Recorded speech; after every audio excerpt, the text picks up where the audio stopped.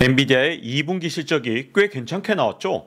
그런데도 불구하고 시장에서는 이게 쇼크다, 충격이다 이러고 있습니다. 도대체 이게 왜 호실적인데도 불구하고 시장이 놀랄 이유인가?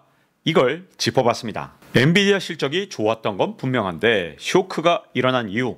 일단 언론 보도를 보면 증권사 컨센서스보단 높았지만 스트리트 기대보단 낮았다. 이게 첫 번째 이유고요.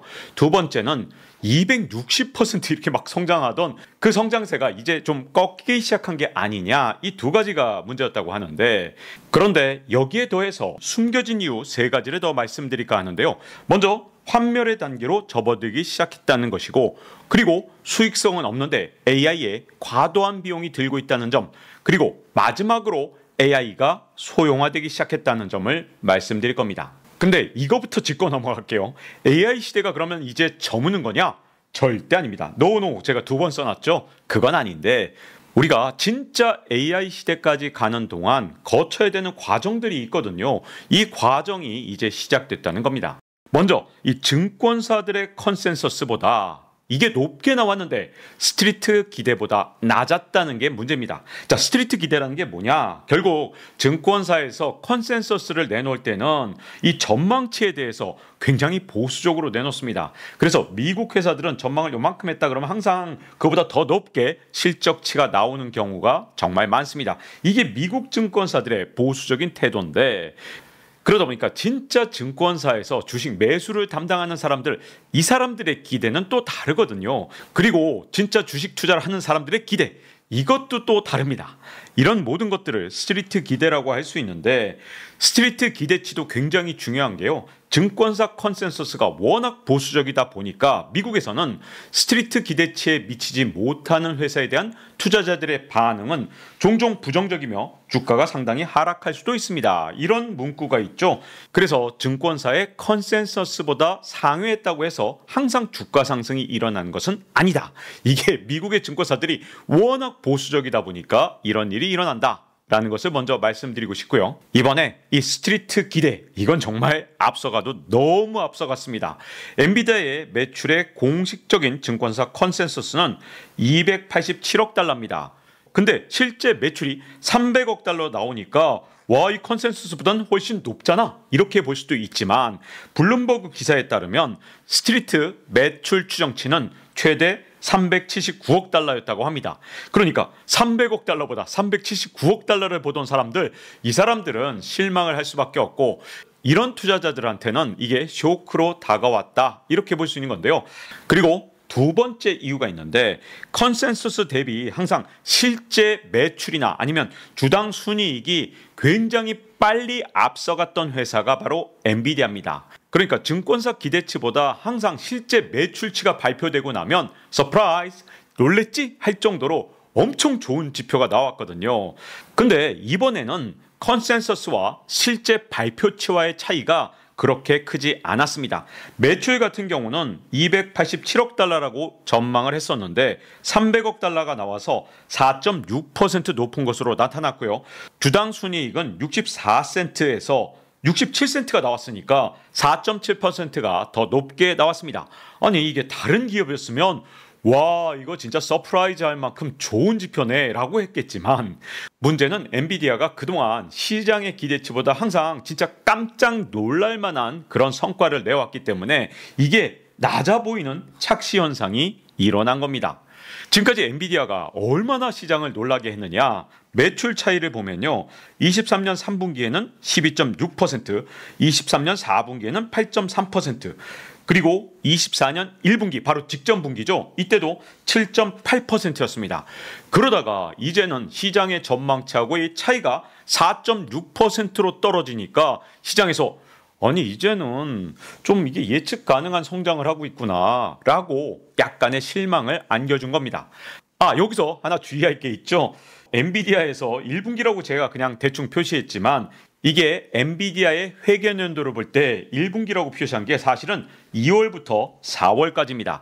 그래서 2분기 매출도 5월부터 7월까지거든요. 그래서 엔비디아는 8월에 실적치를 발표한 겁니다. 그리고 성장세도 확연하게 둔화된 것으로 나타났는데 4분기와 1분기에 와 260%막 상승했네, 이렇게 진짜 시장을 깜짝 놀라게 했었거든요. 그런데 이번에는 122%를 상승하니까, 아니 다른 기업이면 122%도 진짜 정말 놀랄만 하지만 엔비디아는 한때 260% 상승했던 기업이다 보니까 122% 상승한 게 이게 작아 보이는, 아주 진짜 와 이거 말이 됩니까? 사실 122%면 와 대단하다 박수 쳐야 되는데, 시장에서 그동안 엔비디아의 이 빠른 상승세에 워낙 중독돼 있다 보니까 122%도 이제는 작게 보이는 이상한 착시 현상이 일어났던 겁니다. 엔비디아가 정말 대단한 회사고, 그리고 엄청나게 빠른 성장 속도를 보인 것은 맞지만, 문제는 어떤 기업도 결국은 그 빠른 성장을 계속 유지한다는 건 정말 어렵거든요.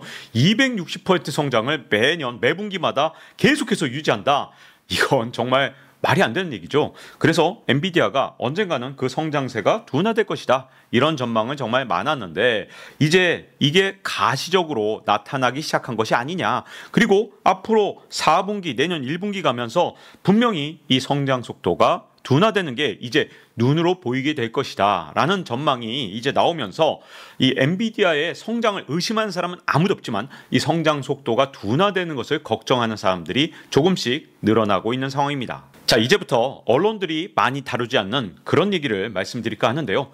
모든 혁신 기술은 다 이 과도한 기대 단계를 거치고 그리고 나서 이 환멸의 단계로 접어드는 경우가 정말 많습니다. 이건 제가 이미 지식 한방에서 자세히 말씀드린 적이 있거든요. 이걸 하이프 사이클이라고 부르는데, 이 환멸의 단계를 넘어서려면 그 뒤에 깨달음의 단계를 통해서 뭔가 시장에 더욱더 큰 변화가 있어야 됩니다. 그래서 앞으로 AI 기술도 분명히 이 세상을 바꿀 기술이긴 하지만 이 과정은 반드시 거쳐갈 수밖에 없지 않겠느냐, 이렇게 보는 시각이 조금씩 늘어나고 있는 상황입니다. 자, 그러면 깨달음의 단계로 가면서 시장이 완전히 성숙하는 그런 단계로 가기 위해서 정말 필요한 게 무엇이냐? 일단 수익 창출의 방법을 찾아내야 됩니다. 자기들이 들인 비용보다 더 많은 수익을 창출해야 여기서부터 진짜 깨달음의 단계, 그리고 성숙의 단계로 가는 거거든요. 이 단계에서 고꾸라진 기업들도 있죠. 대표적인 기업이 바로 아메리카 온라인이라는 기업인데, 닷컴 버블 때 수익 창출에 결국은 실패하면서 결국 이렇게 굿바이, 이런 밈이 나올 정도로 AOL은 큰 실패를 하고 말았습니다. 사실 이 닷컴 버블 때 AOL은 엄청나게 스포트라이트를 받았던 기업이거든요. 인터넷 기업 중에서 정말 잘 나갔던 기업인데, 그때 심지어 타임워너사랑 합병하면서 AOL에 대한 기대는 한껏 높아졌습니다. 왜냐, 이 타임워너에 여러 가지 다양한 소프트웨어들이 있잖아요. 그리고 컨텐츠도 있는데, 이걸 다운받게 되면 타임워너와 AOL의 시너지가 날 거라고 기대를 했는데, 문제는 그 당시에는 전화 모뎀을 사용했습니다. 그래서 접속 시간이 길어지면 이게 전부 다 통화 요금이 아주 그냥 기하급수적으로 늘어났거든요. 그래서 컨텐츠를 AOL로 다운을 받는다? 결국 이 사업이 성공할 수가 없었던 겁니다. 그래서 깨달음의 단계로 가려면 무엇보다도 사용자 편의성과 함께 사용자한테 가성비가 충분한 서비스가 제공이 돼야 됩니다. 그리고 수익 창출 방법이 있어야 되고, 그 수익이 비용을 충분히 넘어설 정도가 돼야 그때서야 깨달음의 단계로 완벽하게 접어들 수가 있는 거죠. 그리고 실제 생활 양식을 바꿀 정도로 우리 생활에 스며들어야 되는데, 대표적인 게 스마트폰이죠.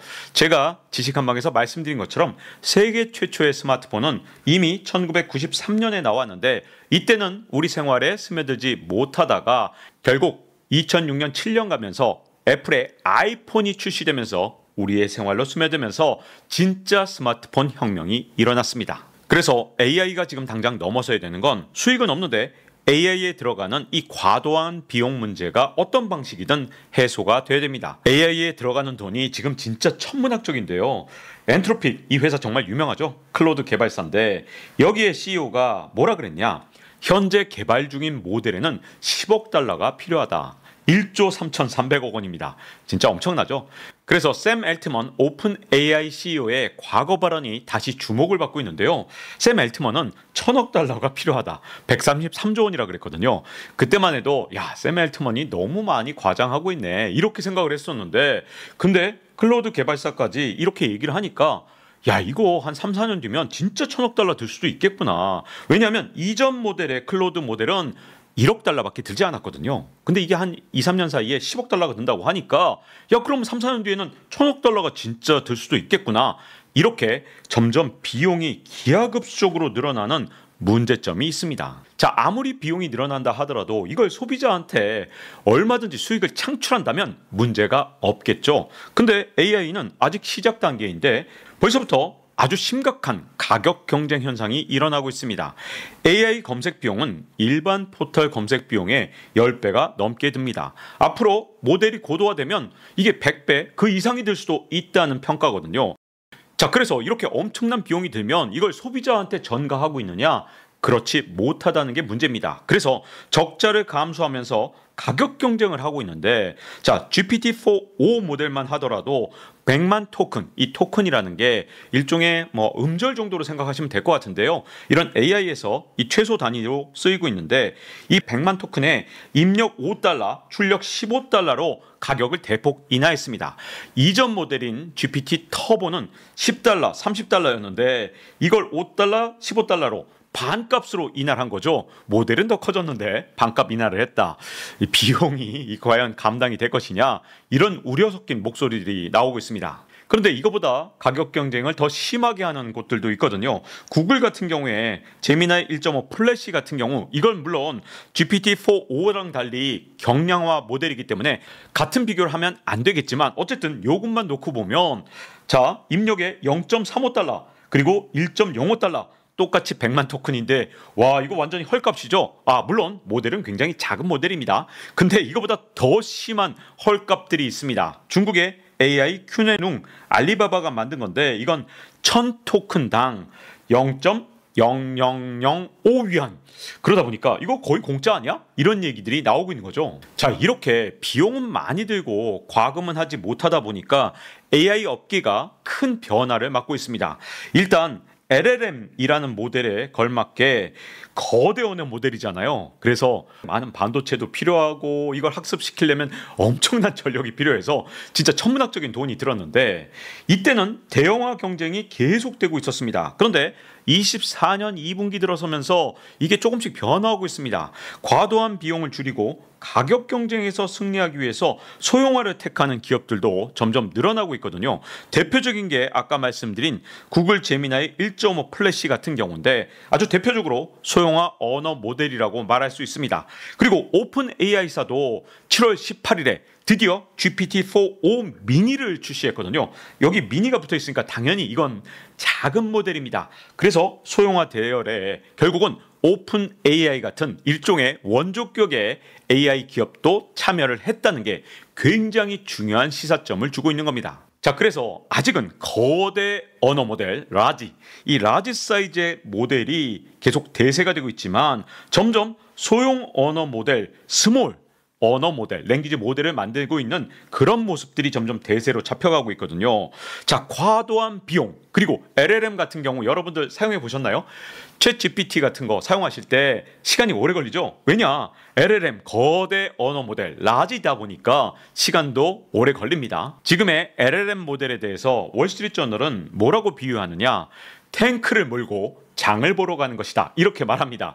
이에 비해서 소형 언어 모델 SLM 같은 경우는 그래도 일반적인 승용차를 타고 장을 보러 가는 정도로 좀 비용이 낮아질 수 있는 그런 단초를 만들 수 있다고 보여지고요. 그것뿐만 아니라 온디바이스 AI도 굉장히 중요하죠. SML은 앞으로 온디바이스 AI에서 굉장히 활용성이 높아질 수밖에 없습니다. 특히 최근에는 PC 수준에서 작동되는 SML이 개발됐기 때문에 앞으로 무궁무진한 발전 가능성이 있다고 보여집니다. 과거에 IBM이 메인프레임을 통해서 컴퓨터 시장을 발전시켰지만 결국 퍼스널 컴퓨터로 바뀌어가는 과정을 거치게 되죠. 물론 아직은 초기 단계이기 때문에 LLM으로 계속 가면서 메인 서버에서 작동을 시키고 우리가 단말기로 이걸 확인하는 걸 계속하게 될지, 아니면 SML이 우리 사회 곳곳에 파고들면서 세상이 PC처럼 바뀌게 될지는 아직은 예단하기가 정말 어렵습니다. 근데 중요한 건 과거에는 LLM 시장 중심으로 시장이 완전히 쏠림 현상을 갖고 있었는데, 최근에는 SML이라는 새로운 이 분야가 크고 있다는 겁니다. 그리고 이 분야에서는 결국 가성비를 따질 수밖에 없기 때문에 제 개인적으로 LLM은 당연히 LLM대로 성장을 해서 엔비디아에도 더 큰 시장이 열리겠지만, 근데 이 소형화 모델에는 이 비싼 블랙웰이 과연 필요할 것이냐? 의문이 들 수밖에 없는 거죠. 지금 엔비디아가 파는 모든 칩셋은 정말 비쌉니다. 그래서 이 틈새 시장을 파고드는 그런 업체들이 점점 더 늘어나고 있는데요. 그래서 소형화 모델을 위한 가성비 시장도 또 따로 열릴 수 있지 않겠느냐, 이런 전망도 있죠. 여기에 앞장선 사람이 있습니다. 반도체의 전설로 불리는 짐 켈러. 이분이 텐스토렌트를 만든 거 많은 분들이 알고 계시죠? 이 텐스토렌트는 특히 우리나라 업체들하고 협력을 하거나 우리나라 기업이 투자를 해서 더욱더 화제가 됐었는데, 이런 기업만 있는 게 아니라 지금 많은 기업들이 이 비싼 엔비디아 시장의 틈새를 노리면서 파고들려고 굉장히 노력을 하고 있습니다. 물론 엔비디아의 쿠다 이 생태계 진짜 강력하죠. 진짜 엄청난 해자를 만들었다 해도 과언이 아닙니다. 제가 이 과학 유튜브가 아니기 때문에 쿠다에 대해서는 자세히 설명을 안 드리겠지만, 이 쿠다 생태계에서 벗어난다는 게 쉬운 일이 아닌 것은 맞습니다. 하지만 이 소형화라는 새로운 시장이 아예 창출되는 거라면 이 시장을 누가 먼저 개척할 것이냐, 이 변화는 아직도 충분히 여지가 있다고 보여집니다. 그래서 많은 기업들이 도전장을 내밀고 있죠. AMD도 있고요. 마이크로소프트, IBM, 퓨리오사 AI 우리나라 기업이죠. 그리고 텐스토렌트 아까 보신 기업입니다. 자, 여기서 제 희망사항 하나 말씀드릴까 합니다. LLM은 분명히 우리나라가 뒤처졌습니다. 그런데 우리나라는요, 디바이스를 갖고 있는 나라입니다. 더군다나 우리나라는 네트워크 산업도 갖고 있죠. 그러니까 우리나라는 앞으로 이 온디바이스 AI에서 얼마든지 희망을 한번 꿈꿔볼 만합니다. 그리고 이 소형화 물결이 시작됐기 때문에 쿠다 생태계에서 작은 빈틈이 하나 생겼거든요. 이 소형화 물결에 우리나라의 칩셋이 좀 더 틈새를 파고 들어가서 뭔가 새로운 기회를 만들었으면 하는 바람이 있습니다. AI 시장은 지금 생태계에서 큰 변화가 시작됐기 때문에 앞으로 좀 출렁거릴 가능성이 있습니다. 하지만 이 출렁거림은 엔비디아와 몇몇 소수의 미국 기업이 주도하던 이 AI 시장에서 다른 중소업체들이, 특히 스타트업이 파고 들어갈 새로운 기회를 만들 수 있고요. 그리고 국가별로도 미국 혼자서 주도하던 것을 우리나라 같은 나라가 참여할 수 있는 그런 기회의 장을 만들 수도 있을 것 같습니다. 다만 그 변동성 때문에 우리나라의 메모리 반도체까지 같이 흔들릴지는 조금 더 지켜봐야 될 것 같고요. 저는 우리나라 기업들이 이게 단순하게 시장이 흔들리면서 일종의 위기처럼 받아들이는 게 아니라 오히려 이렇게 흔들리는 상황을 이용해서 대역전을 만드는 그런 기회로 삼았으면 하는 바람이 정말 큰 것 같습니다. 자, 이제 박종훈의 지식 한방 사심을 담뿍 담아서 한번 만들어 봤고요. 다음 시간에 뵙도록 하겠습니다.